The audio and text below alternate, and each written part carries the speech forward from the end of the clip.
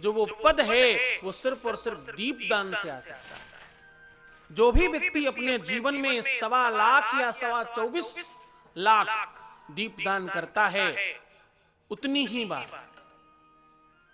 यानी किसी भी तरह से तुम 1.25 करोड़ दीपदान तक अगर पहुंच गए तो तुम्हें दिक्पाल की पदवी मिलने की संभावना बढ़ जाती है। इससे बड़ी कोई पदवी नहीं होती। सारी दिशाओं के स्वामी होते हो तुम।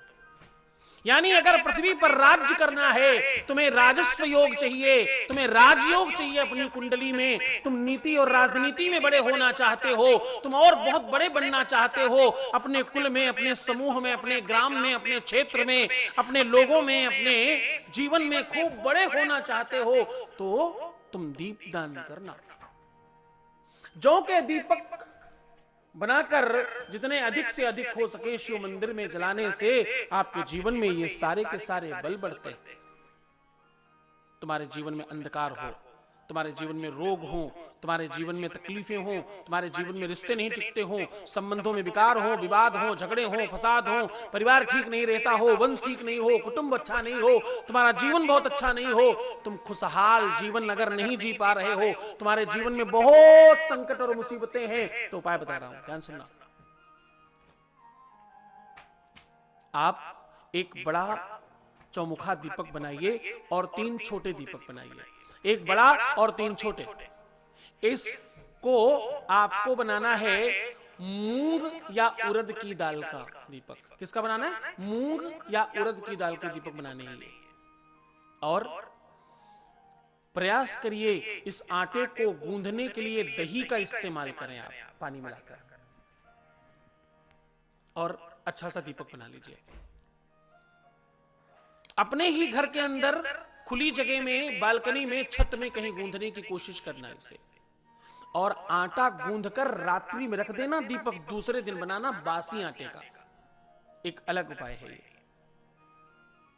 अब दीपक बनाकर इसमें तेल का, तिल का, घी का, किसी भी चीज का इस्तेमाल कर सकते हो। घी क्योंकि जम जाता है इसलिए तेल का इस्तेमाल, तिल या सरसों के तेल का इस्तेमाल किया जा सकता है। घी भर लीजिए और अपने ही घर में इसका पूजन कीजिए।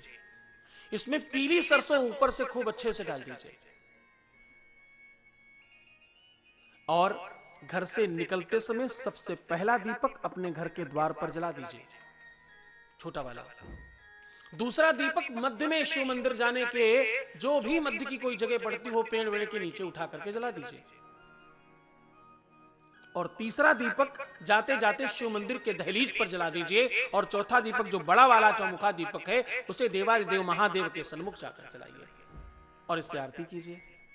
आरती करके वहीं जलता हुआ छोड़कर वापस आ जाइए, प्रणाम करके, अपनी बात कह के, अपने संकट, अपनी मुसीबत बताकर। जीवन में कभी भी ऐसी व्यवस्था दोबारा होगी नहीं, क्योंकि कार्तिक में ये उपाय कई हजार गुना फल देता है। इसे पूरी श्रद्धा, पूरे विश्वास, पूरे यकीन के साथ अगर तुमने किया तो तुम्हें कहना पड़ेगा, मेरा हर पल हर क्षण शिवमय हो रहा है और सुखमय हो रहा है। तुम्हें कहना पड़ेगा कि मेरा जीवन शिवमय हो रहा है, मेरा जीवन सुखमय हो रहा है। कार्तिक में तुलसी पूजन करने का, कार्तिक में गंगा स्नान करने का